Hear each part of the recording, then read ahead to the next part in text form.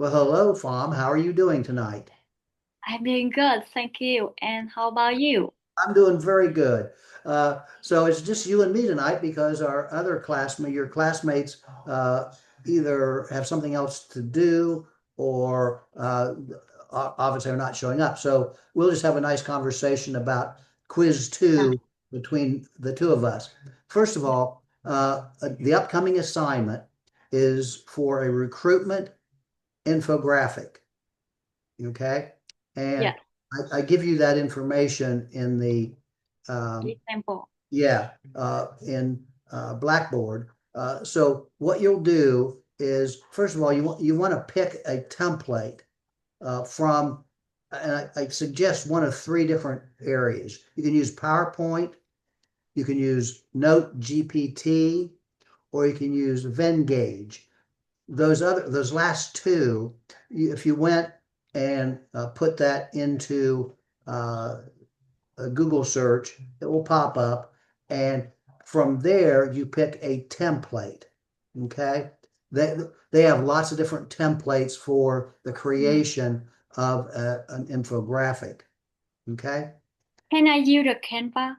yes, yes, Ah, and that's a good one as well. I think that might be a you might have to pay for it. I'm not sure about that. no, that something is kind of specific temples or professional. We have to pay money. Oh, okay. And yeah, Okay. Yeah, yeah, Canva's a very good one. In fact, I didn't put include it because the other two I know are free, and I wasn't sure if there would be a cost for Canva or not. But it is a very good one. So you pick a template, yeah. and then you start to input information. And some of the information that we want you to put in there is the school mission, a little bit about the culture, a little bit about the leadership style, going back to remember we learned about transformational leadership, laissez-faire leadership, et cetera, et cetera. A little bit about the leadership, the benefits for working in the school, Mhm. Yeah, and the values of the school, the reasons that a person should apply. So because it's a recruitment uh, brochure, and then any professional growth opportunities. I gave you an example. There's also an example that you can use to create it. Okay. So that's due on October 20th. So you got a few more weeks before that will be due. yeah. Okay. So I have question because I am not in a school setting yet. So I have to create my own mission and vision, right, for the school. Okay. You could do one of two things. Okay. Uh, you interviewed somebody in a school in Michigan, I believe, for your interview, right? Yeah, Okay, you could use that school.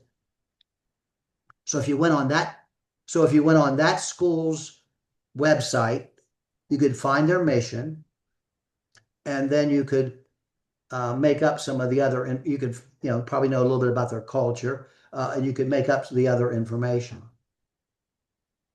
But yeah, and yeah. For example, if my congregation will have one kindergarten, so yes, I can buy on that school yes, in Vietnam to create my yeah, the mission and the vision, and think it will be practical and useful when I connect. that's fine as well. Yeah, So you have lots of latitude, lots of latitude. The big thing is I'm looking at content, the content and creating it in general. Uh, so that's the upcoming assignment. yeah, Uh, and so let's start with our objectives. The first objective is we wanted you to compare and contrast the differences between human resource leadership and organizational leadership. yeah, So what right now, as of right now, you've had an overview of uh, human resources, and you did your interview, which you did a very good job in, and I think you learned a lot about the way that school functions with regard to human resource uh, functions. yeah. So first of all, just tell me what human resources, what's that mean? What's that Um, all about? That's mean the responsibility of the people in the human resources leadership. That's a kind of narrower than the organizational leadership, because Absolutely. human resources leadership they will oversee whether one maybe one area of employees Yeah, and yes, care for the employees. Yeah. yes. So that was a very well explained definition in that human resources, the human resource department is strictly to help the employees, Yeah. not necessarily the students. Although obviously hiring the best teachers is a good part of human resources, but the actual way in which teachers teach falls more into organizational leadership. So, okay, now tell me about organizational leadership. So organizational leadership, they will oversee the whole school and all stakeholders of the school. That are with a lot of responsibility for the whole school, not just employee, but for all Yes, the particularly the stakeholders. students. And so, some of the things that kind of both of them get involved in is the vision and mission. Uh, Yeah. and of course, the vision and mission is uh, focused on student learning generally. Of course, organizational leadership also looks at goals, of which we're looking at, goals that are for student learning again. Uh, Obviously, the organizational leader tries to keep the students and staff morale high so that they can be productive. And they also want to be, they're going to be fair, unbiased, and ethical. Organizational leaders should do that. And they set examples for the students as well as uh, their coworkers.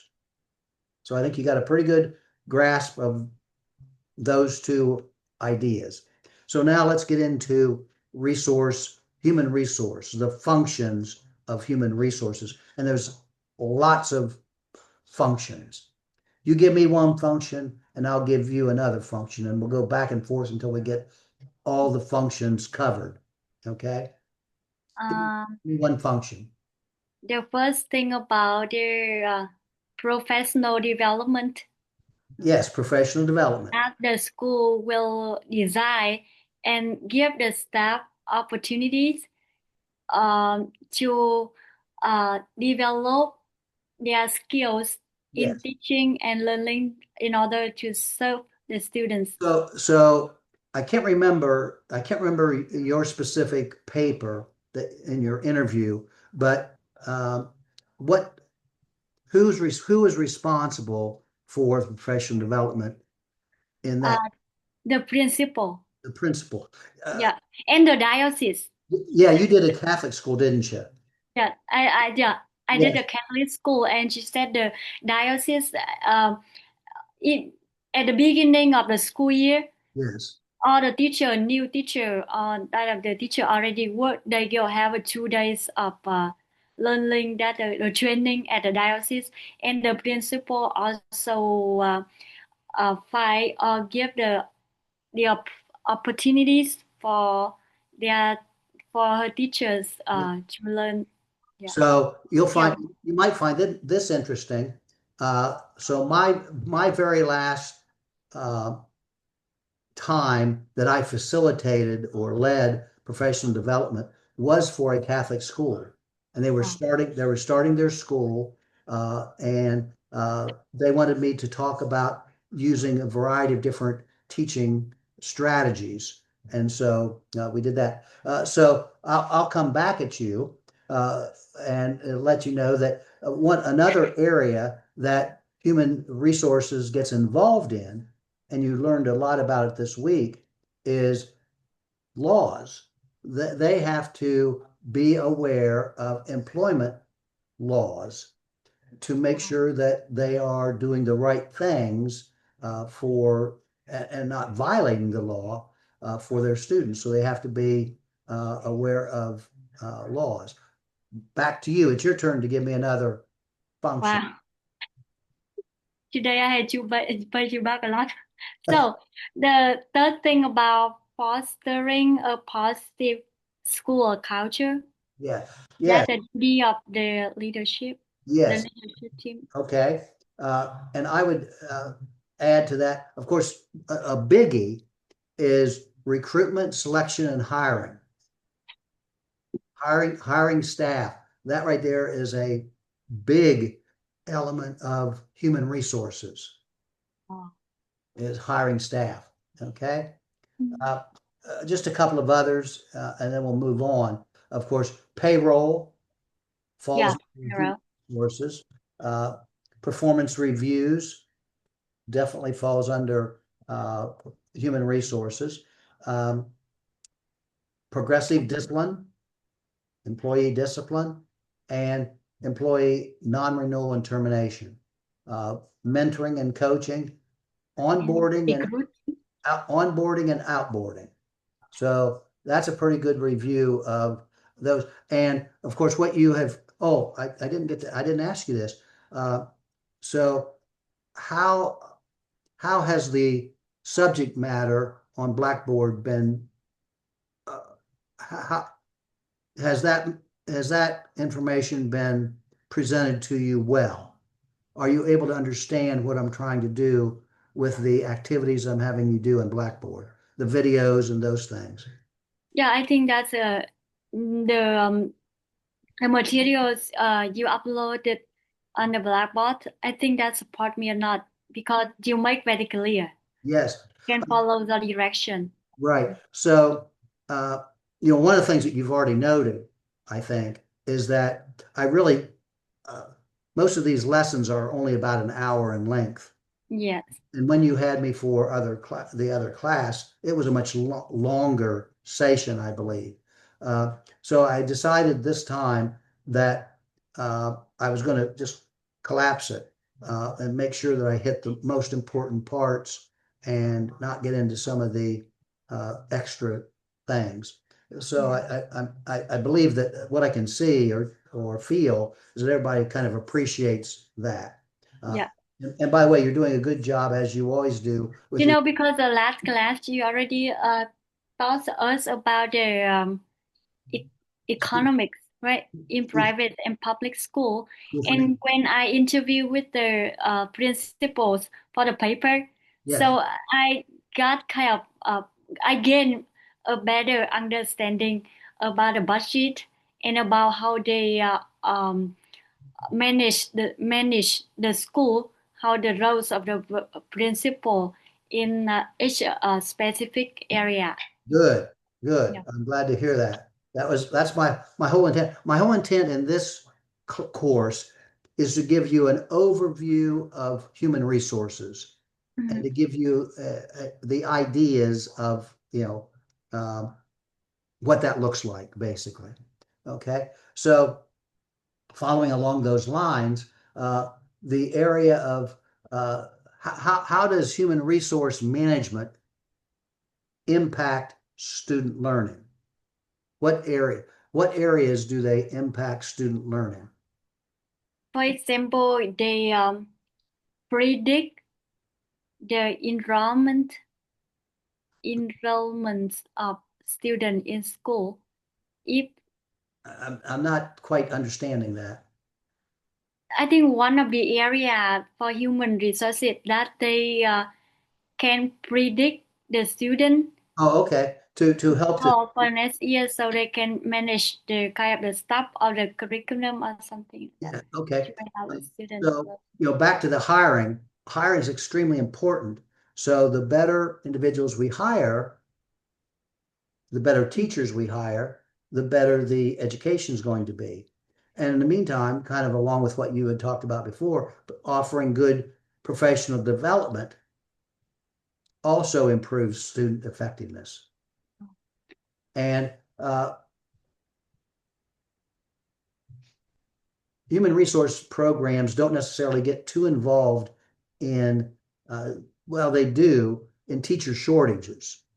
They get concerned when they don't have quality applicants or don't have enough applicants. but I don't know that they do a good job of addressing that. So those are areas where human resources impact student learning by the teachers that are hired, by the professional development, by providing a positive school culture, and looking at the teacher shortage. Okay. Yes. Uh, so we had you look at the organizational chart, uh, the organizational chart of a Catholic school and the organizational chart of uh, Public. public school. Yes. And so what I'm going to do is I'm just going to ask you based on your interview, okay? Yes. And I already know the answer is going to be one person by and large, but who creates the positive workplace conditions At the school. at a school? Yeah, who creates the positive work? Uh, the principal. The principal, yes, yes. Yes. Who works to motivate the Student. employees? I think principal The too. principal, yes. Okay. Now, this one might be a little bit more interesting. Who, but I think once again, it depends on what school you're in, and I'll mention that in a moment. Human resource planning. Who's responsible for planning the resource Principal. in Catholic schools? It would be the principal, absolutely. In public schools or a larger school, it would be the superintendent. Oh, superintendent. It would be the superintendent. For example, as superintendent, I decided how we were going to be interviewing applicants. I set the stage for here's how we're going to do it in a structured interview. We're going to have a panel interview. We're going to do it, and in my case, we interviewed every person who applied. Mm. If I'd have been in a larger school system, not so much. Okay. Who's responsible for recruitment and selection of teachers in your school, in the Catholic school? The principal and the pastor, because last time I interviewed the principal and she said she will be the first person to interview and the first person to make the beginning process to Yes. hiring. And but when she have to make a decision, she have to the approval of the pastor that the head of the school. Yep. Yes. And, in general, and the pastors are kind of overseeing, although in general, the pastors don't have the educational experience or training that the principal has. So Yeah, therefore, they're giving, kind of moral uh, perspective and some of those kinds of things. But yeah, in hiring, they have a big impact on who gets hired. Okay. yeah, Uh, as far as non-renewal and firing, who's responsible in the Catholic school? principal. Yeah, the principal once again. In the public school, the superintendent is going to have they're going to make a recommendation to the Board of Education, and the Board of Education is going to make the final determination if a person is going to be non-renewed or fired based on information. Question? Yeah, I have a question. When I interview with the principal, and she's mentioned about the superintendents of the diocese, Yes. not the superintendents like in a public school. So I wonder how they're different. Okay. Very good question. So here's my understanding of the superintendent of a diocese. And one of my students that I've had in the past was uh, a superintendent of a diocese in New Mexico. Uh, Mm. and so, from what I understand, first of all, they are not hands-on like many public school superintendents, meaning that the day-to-day operations they don't have a lot to do with. Okay, Oh yeah. kind of hands off, and that's why so much of it is put on the shoulders of the principal. Because once again, in a public school, the superintendent is going to be involved in that hiring process more than likely. But not so much, not at all, in fact, in the diocese. The superintendent is less involved that way. Uh, Yeah. the diocese superintendent, first of all, is overlooking all of the schools within the diocese. They have that supervision, but they lack the hands-on kind of action that public school superintendents do. Yeah. So the superintendent in the public school, they have day-to-day They are responsibility they with are the more, school. and once again, it depends. I mean, I was in a smaller school district. So because I Yeah. was in a small school district, I knew what was going on a day-to-day basis. And Mhm. I kept track of things through my principals as to what was going on. I never worked in a large school system. Uh, and my guess is that the large school system, the superintendent is less involved in the day-to-day actions, but they are more involved in uh, what the big picture is, what's happening in the big picture, and they are supervising their assistant superintendents in the central office. Mm. So that's kind of a difference there as Okay, well. it's clear. Yes. Okay. Okay. So uh, by by the end of this course, you will complete an audit of a human resource program, and you're just going to be asking you're going to be asking questions about do they do this well? Do they do this? So just on based on what you know right now, uh, could you give me one thing that you would suggest to improve the human resource department there at the Catholic school that you interviewed? Mm, that kind of the principal, she had to deal with all the things at school, and if she have somebody to help her, um, I think kind of it's the work will be more effective, and she I some kind of the principal are not a burden on her shoulder. I think Yeah, that I think that's a yeah. very I think that's an insightful point. Uh, the the Catholic school principals have so much on their plate that it is Mm, very difficult for them to be experts in anything. And so therefore they have to kind of go from thing to thing. They're putting out fires, you know, yeah. constantly. And so yes, if that person had some help with regard to hiring individuals, or they had help in providing professional development, their job would be better and the human resource department would be better and the delivery of services, I guess, would be much better. So that's a very insightful point. Okay, so now we're going to get into artificial intelligence. Uh, what tools would are going to be available to human resource officers when artificial intelligence becomes extraordinarily evident, I guess. And I'll help you along here.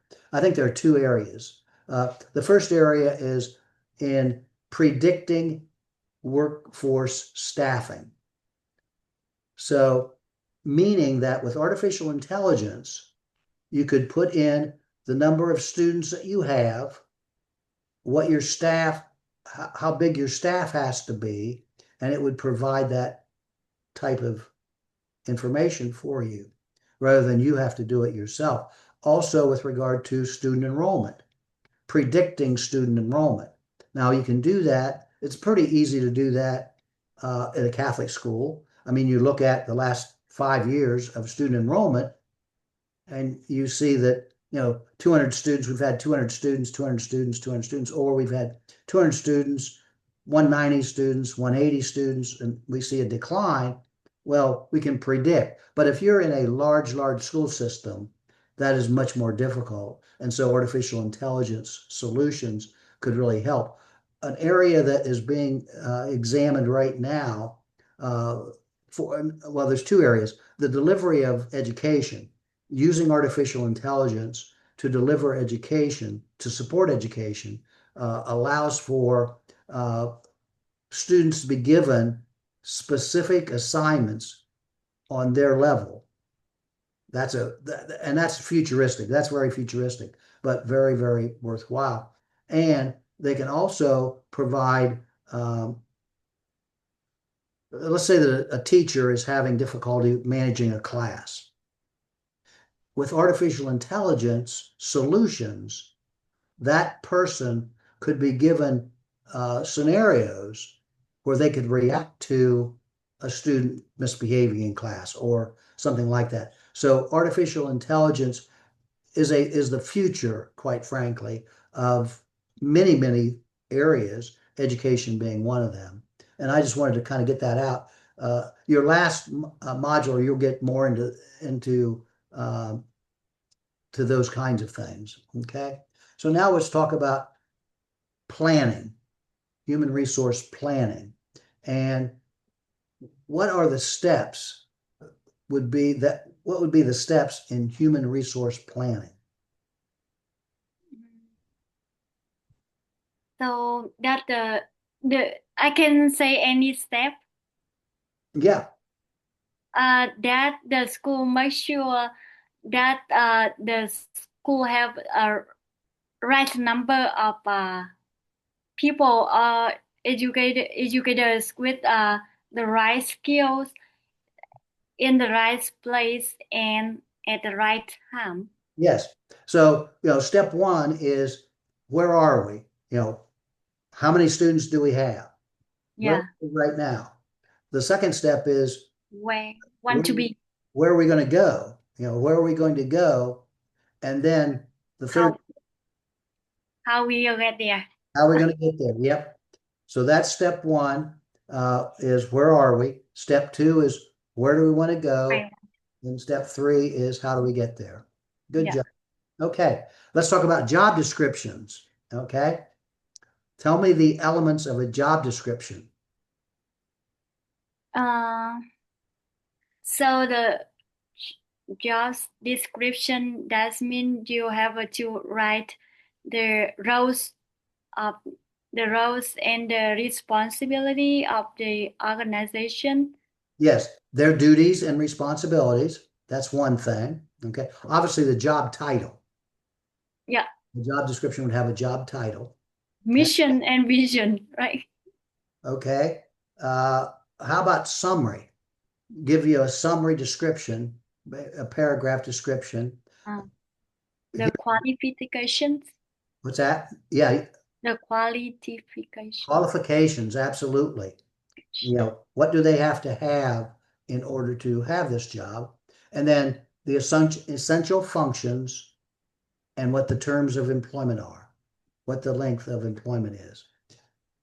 Do you remember from well, you didn't get it. I don't think you got into this. At will, at will employment. I don't think you got into that. In Not Catholic, okay, in Catholic school employees are at will, meaning that they don't have a contract, and so the school can dismiss them at any time that they want. In the public school, they are contracted employees, meaning that first of all, the first year they work, they usually get a 1 year contract. If they pass um, evaluations, etc., then they're offered a 3 year contract. And then you have those type of things. Okay, so that's the job description. Um, Now we get into the labor laws. Okay, and I found it very interesting that FMLA that Vietnam had FMLA. yeah, we have, but that in 2019, and you already had it 1964, right? Yes. Uh, 53. no, FMLA in the States was 1993. Uh, Was 93. But so just tell us what FMLA is. um, FMLA. So that it protects the employees um, from kind of with the unpaid leave. Yes, yes. So if an employee has a spouse that is ill and they must take care of that spouse, then they can take leave and the school district must give them the leave and it's unpaid, but yet they still maintain their job. So that's a good one. So I mean that, for example, if an employee, she or he has her spouse or his spouse gets sick, so he can stay home to take care of her until she recover. Yep, absolutely. Really, Well, there, I, even though that a half of year, 6 months uh, yeah, or the whole year, that's okay. yeah, there's a length of time that you can take it. I can't remember exactly the specifics. It seems like it was like 60 days or something like that. Oh, My wife actually took FMLA for her father. You can also do it for parents and children. oh, wow, And her father had had a heart operation, and his wife had died, and so therefore he was alone, and he had nobody else to take care of him, and so my wife took an FMLA leave in order to take care of him until he got back on his feet, and we were thankful for being able to do that. wow! I learned a new thing. Yeah, There you go. even though the parents, Yeah, yeah. Add parents and children. children, and a Yeah. spouse. Yes. Add, yeah. Okay, so we're going to back up and go to the National Labor Relations Act. Can you remember anything about that one? The national. So the National Labor Relations Act. So I'll give you a little bit of U.S. history. So starting in about the 1920s, management could do anything they wanted to employees. They could have them work 60 hours a week. They could fire them if they wanted to on the spot. They management just controlled every area of the employee. And the National Labor Relations Act was put into place. I think it came into play in the 1930s. And at that point, you could join unions. And all of a sudden, there was some protections for the employees. And so the National Labor Relations Act set the stage for employee rights, so to speak. Okay. Yes. The next one is called and this is a pretty easy one, Equal Pay Act. What do you think the Equal Pay Act did? The Equal Pay Act uh, protects protects men or women, even they work the same job, Yep. and they will get equal wages, Yes. right? Wages. Yes. Uh, Now, what was interesting about that passed, I can't remember exact year. Uh, I think in the 80s or 90s. And the disparity between men's wages and women's wages was just crazy. I mean, men were making twice as much as what women were making for the same job. And legislation was passed, Equal Pay Act came along, 1963. Uh, and so the Equal Pay Act was passed in 1963. However, although it started to decrease that gap still exists somewhat today. There's still some unequalness in areas. Now, I've often made this point. Education was they are the epitome of equal uh, pay employment, meaning that doesn't matter if it's a man or a woman, if they are hired and the man has 2 years of education and the woman has, or excuse me, the man has a master's degree and the woman has a master's degree, and the man has 5 years of experience and the woman has 5 years of experience, they're both going to get the exact same pay because we have a pay scale. Yes. And that pay scale is based on your years of service and your degree or your training. And that's how it's derived at. So there's no there's no fiddling around with that. So now, interestingly enough, uh, it's not quite that way. Well, it's that way kind of in the Catholic school, but where it becomes a little less equal is with administrators. There are female administrators in some Catholic schools that do not make the same pay as male administrators, both working in elementary. Now, with that being said, there's also differences from one school to another school. If you remember the school district that you did your budget on, Yes, I remember. that was a first class Catholic school. I mean, first class A Catholic. lot of money. Oh my gosh, the money was unreal. My That is real. yeah, unreal. The amount of money. Unreal.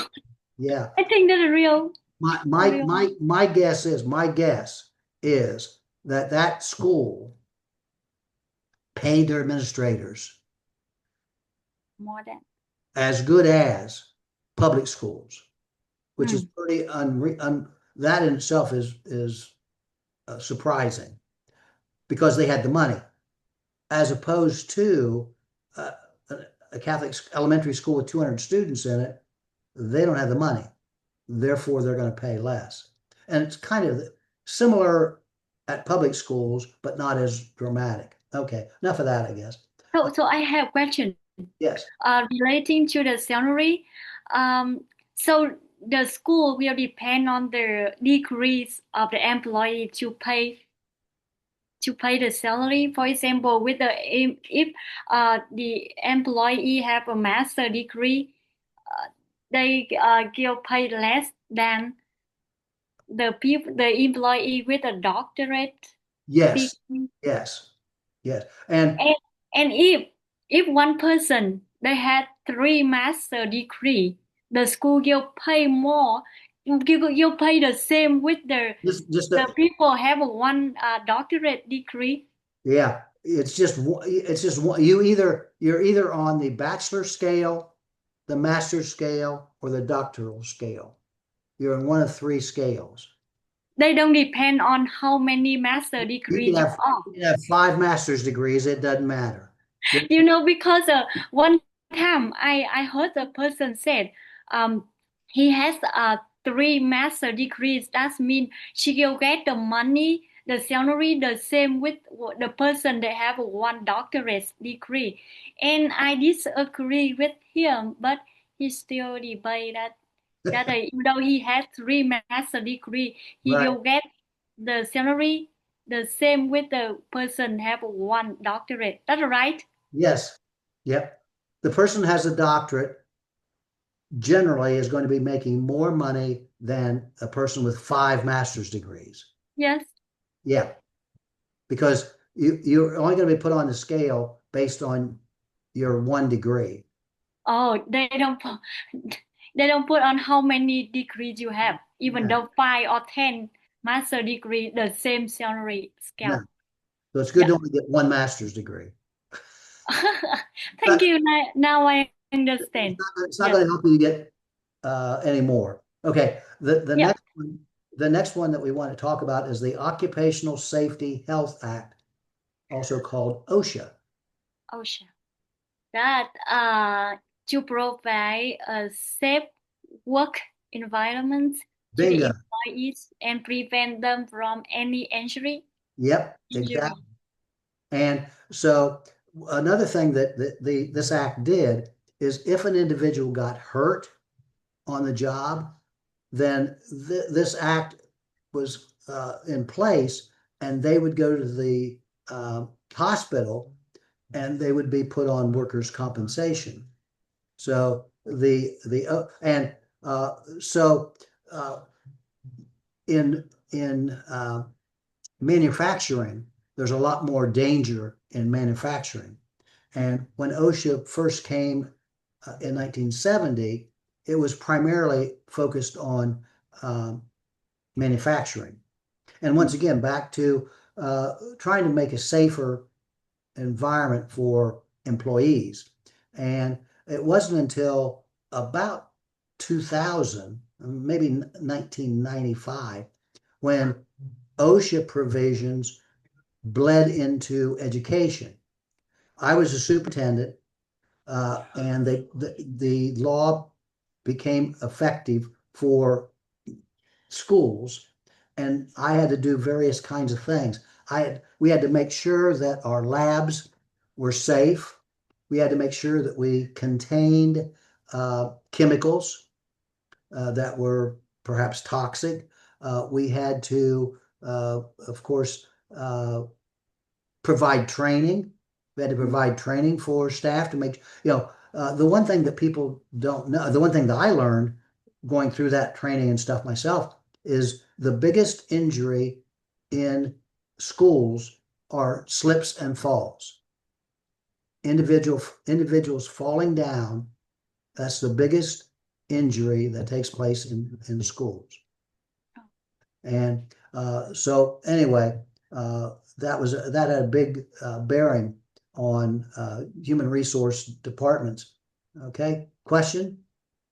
So here in the United States, that and for example, if some people they come to school to visit, and unfortunately they fall down, so who will pay the insurance? That the school have to take the responsibility, or Okay, so very good point. Very good question. So the OSHA Act is only for those individuals who are your employees. oh, Now, having said that, if an individual got if an individual came to school and they tripped over some sort of something and broke their arm, they could ask the school to pay for their health care. oh, If for if it was, especially if it was deemed that the school was negligent in providing a safe environment.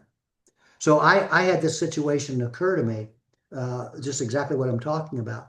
mhm, I had an elderly lady who was there to watch her grandson play. I think it was a play or something like that, and she tripped and fell, broke her arm, hmm, and contacted the school.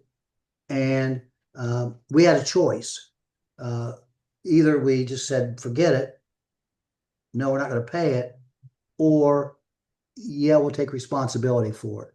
We chose to take responsibility for it because it was there was a little bit of rise in the flooring, and that's why she fell. Uh, but the OSHA law applies only to employee. employees. So that's a good question. Okay, the uh, COBRA, Consolidated Omnibus Budget Reconciliation Act, COBRA. Cobra. So COBRA passed in 1985, and here's what the law says. The law says that if an individual leaves your school district and they don't have insurance, the school district, because of COBRA, the school district must give them the opportunity to continue their health coverage. Now, here's the kicker. The school doesn't have to pay for it. The employee has to pay for it, but they are given the opportunity to extend their health coverage. So I have question another. That when, for example, when the school pay the health insurance for the employees, so they also cover for the family members too. Oh, yes. And so with healthcare, school districts give employees the option. You can either be on a family plan or you can be on a single plan. Mm. And if you choose a family plan, it's going to cost you a little bit more. It's going to cost the school district a little bit more, but you still have coverage. Okay. Yeah. Uh, and so once again, the Cobra law basically said that okay, you've got coverage, but you leave and you are separated if that's what the term they use. You're separated from the uh, employment, and you don't have coverage. So as a kind of protection, you may buy that coverage from your school at the rate that they have to pay. So you have to pay for it, but yet you still have the opportunity to have health care covered. So that was Cobra. Oh, yeah. Okay. Thank you. Yep. How about the Whistle Protection Act? Whistleblower Protection Act. That prevents the employers taking off from taking or failing to take a personal action. Yeah, you're on the right track. So the Whistleblower Protection Act. So let's just say that there's something that's going on in a school system that is fraudulent. We'll use that. Somebody's stealing money, and an individual finds out about it. They go and talk to a lawyer, we'll say, or police, we'll say, and they are a whistleblower. They are telling others that something is amiss in the school system. Now, the school system can't fire this person. They can't retaliate. They are allowed to expose items. And I don't know how much you follow the news and politics, but they are always talking about somebody has told them something was going on and they are the whistleblower. And they'll use that, in fact, term. So, anyway, that's a Whistleblower Protection Act. The last one here in this grouping is the Uniformed Services Employment Reemployment Rights Act.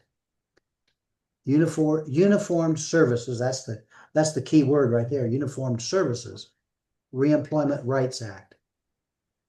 That they ensure that the non-career military personnel Military personnel. keep their still civilian employment and benefits. Yes. So you're right on point. So if a person is in the National Guard, for example, and the National Guard is called to service and they're a teacher, okay? Well, they've got to serve their duty. So they got to go. Now, what this law says is that school, when this person comes back off of that duty, you've got to keep their job for them. You have to give them the same job, similar job than what they had when they left. You can't fire them, you can't terminate them. They are entitled to their job. So, Uniformed Services Reemployment Act. Okay, we got a few more of these, and we got one more objective. Okay, the federal legislation that protects U.S. citizens. And I'm going to start with the easiest one first. Okay. Age Discrimination in Employment Act. Age discrimination. What does that protect? What class of citizens are protected with that particular act? U.S. citizen and permanent residents. Well, yeah, all of these apply to permanent, they apply to US citizens. I think I watched the video. Age, age discrimination, age discrimination. And when I talk about these, I always say, thou shalt not discriminate against old people. Age, Age. Yeah. age. And what, when I've taught this, students are always surprised because age is defined at 40. If a student, if an individual is 40 or older, they are covered by the Age Discrimination Act. So it's not just really, really old people, it's also 40-year-olds. Okay. The next one is the Civil Rights Act of 1964, Civil Rights. It was the very first act that was passed to protect a certain group of individuals. It protected individuals based on race, ethnicity, national origin. Religion. Yeah, those qualities. Okay, Civil Rights Act of 1964. Then the Rehabilitation Act of 1973. Thou shalt not discriminate against disabled individuals. That's the Rehabilitation Act. Okay. Then Title IX in 1974, 72, Title IX. Women, thou shalt not discriminate against women. Title IX. Then this one's pretty easily understood because of the title. Pregnancy Discrimination Act. Pregnancy Discrimination Act. Thou shalt not discriminate against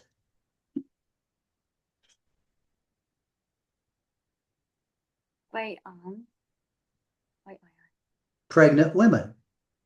Yeah. Pregnancy Discrimination Act. Thou shalt not discriminate against pregnant women. Okay. The last one is, and this is kind of an interesting one, Genetic Information Non-Discrimination Act. Basically, what this act's, it's 2008, so it's pretty new. Thou shalt not discriminate against individuals' genetics, their genetic makeup, which kind of falls into ethnicity, which kind of falls into race to some degree, but genetics. And they're looking at DNA and things like that. I've not heard of too many cases with that. So the last one, and we already hit on this. So tell me one group of citizens, U.S. citizens, that are protected, a protected class of citizens thou shalt not discriminate against. Permanent resident. Well, yes, all residents are eligible for these protections. Okay. Older workers. Older workers, yes. Older workers, age. So race. The people with disability. Disabilities, absolutely. Good. Religion, by the way, I should have told you, Civil Rights Act of 64 also included thou shalt not discriminate against religion. Thou shalt not. So if a person if their religion has a holiday that's not classified as a national holiday, employers have to honor that holiday. Depend on their religions. Yes, and for Catholics, most of the holidays are already. I mean, Christmas, for example, that holiday. Most of the holidays, Catholics, holiday states honor. Yeah. The Jewish religion, though, is one that's not. The Jewish religion has holidays that are not national holidays, and so therefore you have to honor their religion. And the same is true of uh, individuals who are uh, in who are Muslim, for example, who are other religions as well. So race, ethnicity, and national origin, age, gender, meaning the sex or a woman, protected class, religion is a protected class, disabilities is a protected class, and genetics is a um, protected class. The area that is not protected federally is sexual orientation. Now, uh, many states have laws saying you cannot discriminate against individuals due to their sexual orientation. However, the federal government does not have a federal law. Okay? Yeah. So the last question I always have is, are there any terms that you would like me to define? Let me see.